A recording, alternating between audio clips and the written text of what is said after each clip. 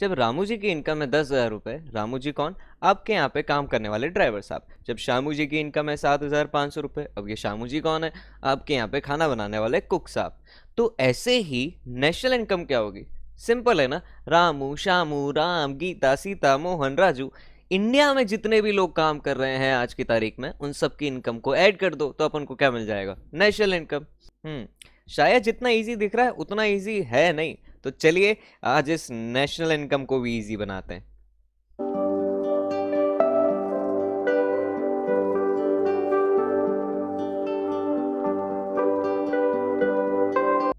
Hello everyone, नाम मेरा ध्रुव शर्मा और आप सभी देखना शुरू कर चुके हैं इकोनॉमिक्स की वीकेंड पाठशाला, जहां पे हम थोड़े से ट्रिकी, थोड़े से कॉम्प्लिकेटेड लेकिन बेहद बेसिक इकोनॉमिक टर्म्स को सरल भाषा में समझने की कोशिश करते हैं। आप सभी को पता ही है कि आज का जो हमारा टॉपिक है वो क्या है?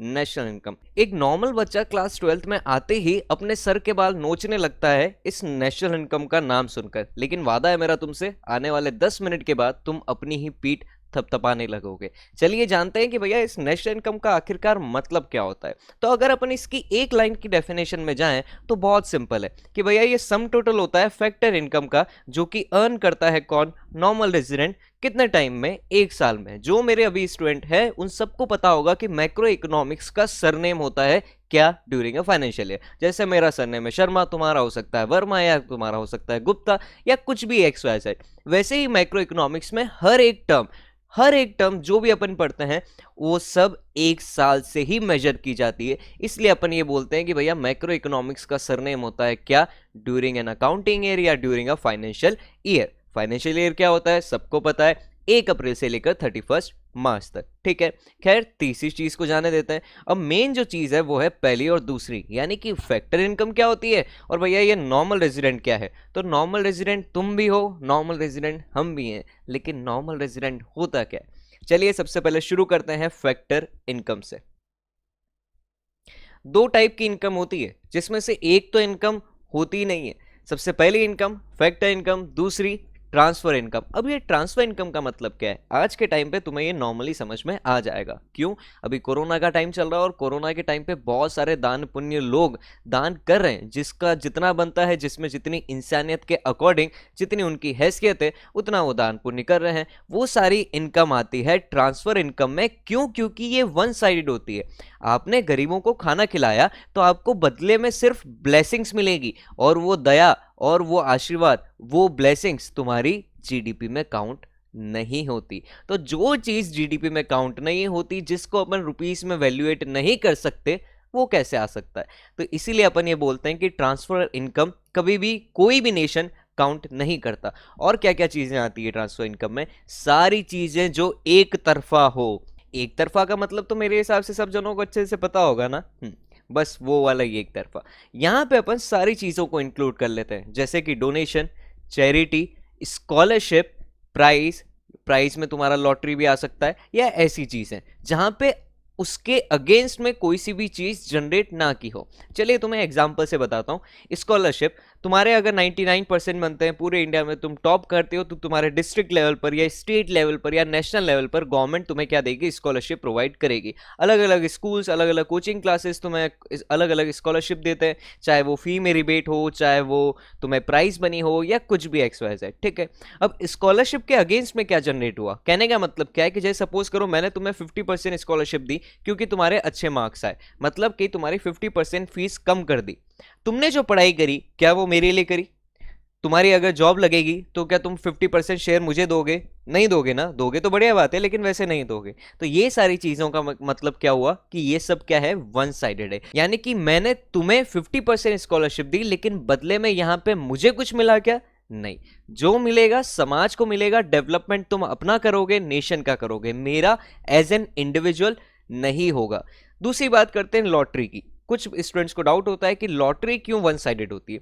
सीधी सी बात है, आपने जब लॉटरी खरीदी, 100 रुपए का टिकट है, मान लो 1000 रुपए का टिकट है, आपकी लॉटरी लग गई 1 करोड़ रुपए की, तो उसके बदले में क्या जनरेट हुआ? अगर आप ये सोचे कि आपने भगवान को रिश्वत खिलाई थी, 5-10 अगरबत्तियां लगाई थी, तो वो काउंट होगा क्या? नहीं। तो ऐसी सारी चीजें जो वन साइडेड होती हैं, जिसके अगेंस्ट में कोई भी अमाउंट क्रिएट नहीं होता या गुड या सर्विस क्रिएट नहीं होती, वो सारी की सारी इनकम क्या कहलाती है? ट्रांसफर इनकम या ट्रांसफर पेमेंट। सीधी सी बात है, स्कॉलरशिप मैंने तुम्हें दी तो तुम्हारे लिए इनकम हो गई, मेरे लिए क्या हो गया, पेमेंट। लेकिन जो चीज काउंट होती है वो होता है फैक्टर इनकम या फैक्टर पेमेंट। जो कमाएगा उसके लिए इनकम, जो खर्च करेगा वो पेमेंट करेगा। अब ये फैक्टर इनकम या फैक्टर पेमेंट क्या होता है? मेरे हिसाब से सबको ये 4 फैक्टर्स ऑफ प्रोडक्शन पता होंगे। कौन कौन से होते हैं? Land, labour, capital and entrepreneur. अब ये 4 फैक्टर्स ऑफ प्रोडक्शन कैसे होते हैं? सिंपल सा एक एग्जांपल से समझना। सपोज करो मेरे को एक नया बिजनेस खोलना है, नई कंपनी डालनी है, नई फैक्ट्री डालनी है, ठीक है। अब फैक्ट्री डालने के लिए मुझे सबसे पहले जरूरत होगी जमीन की, ठीक है। अब जब मैं जमीन किराए पर लूंगा तो मैं उसका दूंगा क्या? रेंट। दूसरी चीज, जमीन के साथ साथ तुम्हें जो सबसे इंपॉर्टेंट होता है बिजनेस में वो क्या होता है? कैपिटल, जो हर एक सेकंड तुम्हारे काम आता है, यानी कि पैसा। कैपिटल का मतलब क्या होता है? पैसा जो एक बिजनेसमैन अपने बिजनेस में इन्वेस्ट करता है, ठीक बात है।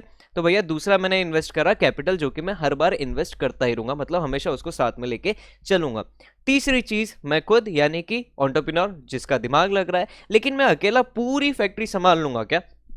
मैं अकेला पूरी फैक्ट्री संभाल सकता हूं क्या? नहीं, मुझे अलग अलग टाइप के लोगों की जरूरत होगी। कोई स्किल्ड होंगे, कोई अनस्किल्ड होंगे। तो यानी कि मुझे किसकी जरूरत होगी? लेबर की। और लेबर को क्या दिया जाता है? वेजेस।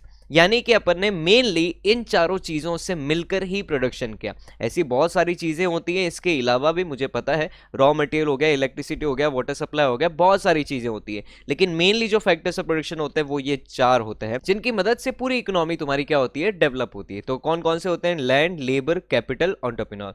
जमीन तुम लोगे तो तुम्हें रेंट देना पड़ेगा, लेबर को तुम वेजेस दोगे, जिसको अपन बोलते हैं कंपनसेशन ऑफ एम्प्लॉयज। वेजेस थोड़ा सा छोटे लेवल पे वर्ड हो जाता है, क्योंकि वो सिर्फ अनस्किल्ड लेबर्स के लिए ही होता है। अगर तुम एम्प्लॉयज को हायर कर रहे हो कि भैया मुझे कोई मार्केटिंग एजेंसी वाला आदमी चाहिए, तो मैं उसको वेजेस नहीं दूंगा, मैं उसको क्या दूंगा? सैलरी दूंगा, राइट।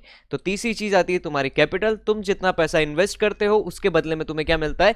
इंटरेस्ट। और लास्ट में एंटरप्रेन्योर, यानी कि मैं खुद, जो तुम्हें एग्जांपल दिया था उसमें, मुझे क्या मिलेगा? मुझे कोई सैलरी देगा क्या? नहीं, मुझे कहां से कमाई करनी पड़ेगी? प्रॉफिट से, यानी कि कुछ शेयर मुझे अपने लिए भी रखना पड़ेगा। आई बात समझ में? तो ये 4 फैक्टर्स ऑफ प्रोडक्शन होते हैं। इन सब का मालिक होता है तुम्हारा कौन? House hold sector. House hold sector मालिक होता है। इसका मतलब क्या हुआ कि अपन किसी और के अंडर में काम करते हैं, अपन अपनी सर्विसेज उनको प्रोवाइड कराते हैं, और बदले में प्रोड्यूसर सेक्टर हमको ये चारों चीजें प्रोवाइड कराता है। जब तुम किसी और के लिए काम कर रहे हो तब तुम हाउस होल्ड सेक्टर हो। इसीलिए कहा जाता है कि फैक्टर्स ऑफ प्रोडक्शन के मालिक कौन होते हैं? House hold sector. वो किसके अंडर में काम करते हैं? प्रोड्यूसर सेक्टर के अंडर में काम करते हैं। यानी कि house hold sector producer sector को प्रोवाइड कराता है। क्या प्रोवाइड कराता है? फैक्टर सर्विसेज प्रोवाइड कराता है। और फैक्टर सर्विसेज कौन कौन सी होती है? Land, labour, capital, entrepreneur. ठीक बात है। प्रोड्यूसर सेक्टर बदले में क्या देगा? कौन है आज के टाइम पे जो फ्री में काम करता है? कोई काम नहीं करता। तो प्रोड्यूसर सेक्टर बदले में उनको क्या देगा? रेंट देगा, या वेजेस देगा, या इंटरेस्ट देगा, या प्रॉफिट देगा। आया समझ में? तो ये चारों होती है तुम्हारी क्या? Factor income. अब वापस से आ जाते हैं अपन किस पर? डिफरेंशिएशन पर between factor income and transfer income. सबसे पहले बात करते हैं अपन फैक्टर इनकम की। तो फैक्टर इनकम क्या होती है? रिवॉर्ड्स होती है, इनाम होता है, जो कि कौन देता है? प्रोड्यूसर सेक्टर देता है। किसको देता है? मालिक को। किसके मालिक को? फैक्टर सर्विसेज के। और फैक्टर सर्विसेज का मालिक कौन है? तुम्हारा हाउस होल्ड सेक्टर। ठीक बात है। किसके लिए? फैक्टर सर्विसेज के लिए। ये बता दिया, it is related two factors of production which is known as factor payment. Simple है। For producer sector it will be factor payment and for the household sector it will be factor income. कहीं से भी count करो, तुमने मुझे 500 रुपए दिए ये गिनो, या मैंने 500 रुपए तुमसे लिए ये गिनो, अमाउंट तो 500 रुपए ही रहेगा ना। ठीक है, तो चाहे वो फैक्टर इनकम हो चाहे वो फैक्टर पेमेंट हो, रहेगा वो फैक्टर ऑफ प्रोडक्शन से रिलेटेड ही। अब आते हैं अपन ट्रांसफर इनकम पर। क्योंकि ट्रांसफर इनकम के अगेंस्ट में कोई भी गुड या सर्विसेज जनरेट नहीं हुई, क्योंकि ये वन साइडेड होता है, क्योंकि ये यूनिलैटरल होता है, इसलिए इसको बोलते हैं करंट ट्रांसफर या फिर ट्रांसफर इनकम। और क्योंकि ये अनअर्न्ड इनकम होती है, अनअर्न्ड इनकम, और ये कौन सी इनकम होती है? Earned income. यानी कि मैंने तुम्हारे यहाँ पे 8 घंटे काम किया, मैंने तुम्हारे यहाँ पे 8 घंटे लेक्चर दिए, इसलिए मुझे पैसा मिला, ये मेरी कमाई हुई इनकम है। जबकि तुमने मुझ पे दया खाकर या मेरा अच्छा काम देखकर मुझे एप्रिसिएशन के तौर पे स्कॉलरशिप दी या कुछ भी XYZ ऐसी चीज करी, तो ये मेरी अनअर्न्ड इनकम है। यानी कि मैंने कुछ अलग नहीं किया उस पर्टिकुलर प्राइस मनी के लिए। ठीक है, तो ये दोनों में डिफरेंस समझ में आया। What is the difference between factor income and transfer income. और अपन सिर्फ नेशनल इनकम में कौन सी इनकम काउंट करते हैं, फैक्टर इनकम। क्यों सिर्फ फैक्टर इनकम काउंट करते हैं, क्योंकि फैक्टर इनकम अर्नड इनकम होती है, जबकि तुम्हारी ट्रांसफर इनकम अनअर्नड इनकम होती है, यानी कि ट्रांसफर इनकम के अगेंस्ट में कोई भी गुड या सर्विस का प्रोडक्शन नहीं होता, इसलिए अपन ट्रांसफर इनकम को काउंट नहीं करते हैं। ठीक है, नेक्स्ट आता है तुम्हारा नॉर्मल रेजिडेंट। सिंपल सी भाषा में आज अपन समझेंगे, कल मैं नॉर्मल रेजिडेंट को डिटेल में समझाऊंगा। ठीक है, ये तुम्हारा नेशनल इनकम 2 दिन चलेगा, 2 दिन चलेगा, यानी कि 10-10 मिनट की 2 वीडियो बनेगी। सबसे पहली चीज अपन ने बात कर ली कि फैक्टर इनकम क्या होता है। दूसरी चीज नॉर्मल रेजिडेंट कौन होता है। नॉर्मल रेजिडेंट के लिए वापस से 2 चीजें आती है। सबसे पहली चीज होना चाहिए कि एक नॉर्मल रेजिडेंट 1 साल या उससे ज्यादा टाइम तक उसी कंट्री में रहना चाहिए। एक नॉर्मल रेजिडेंट 1 साल या उससे ज्यादा टाइम तक उसी कंट्री में रहना चाहिए, तो वो कहलाएगा ordinarily residing in that particular country.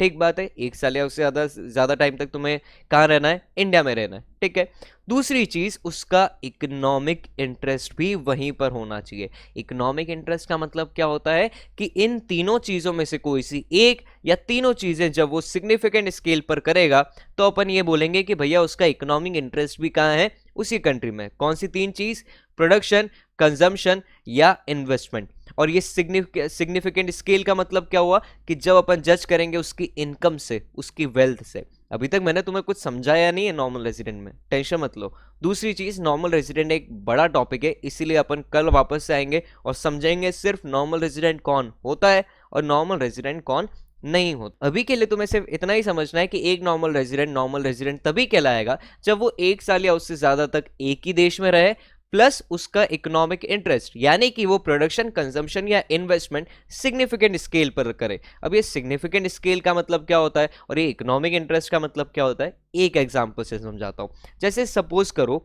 मैं गया किसी और कंट्री में, सपोज कर लो मैं गया नेपाल में, क्योंकि वहां से मुझे इन्विटेशन मिला कि वहां पे आके मुझे लेक्चर देना है। ठीक बात है, वहां गया, लेक्चर दिया, वापस से आ गया। तो मैंने जो वहां पे पैसे कमाए, क्या वो नेपाल की नेशनल इनकम में काउंट होंगे क्या? नहीं। क्यों नहीं?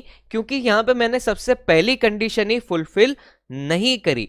अगर मैं वहां पे 3 साल तक काम करने लग गया, यानी कि वहां के किसी स्कूल में 3 साल तक बच्चों को पढ़ा रहा हूं, तो मेरी इनकम कहां काउंट होगी, वहां के नेशनल इनकम में। क्यों? क्योंकि मैं यहां से अपनी इच्छा से वहां गया, वहां पे पढ़ाया, वहां पे पैसे जनरेट करे और उस पैसे को लेकर यहां पर भी नहीं आया। मेरे को 3 साल से ज्यादा हो गया और मैं अभी नेपाल में ही पढ़ा रहा हूं, सपोज कर लो अभी मैं इंडिया में हूं।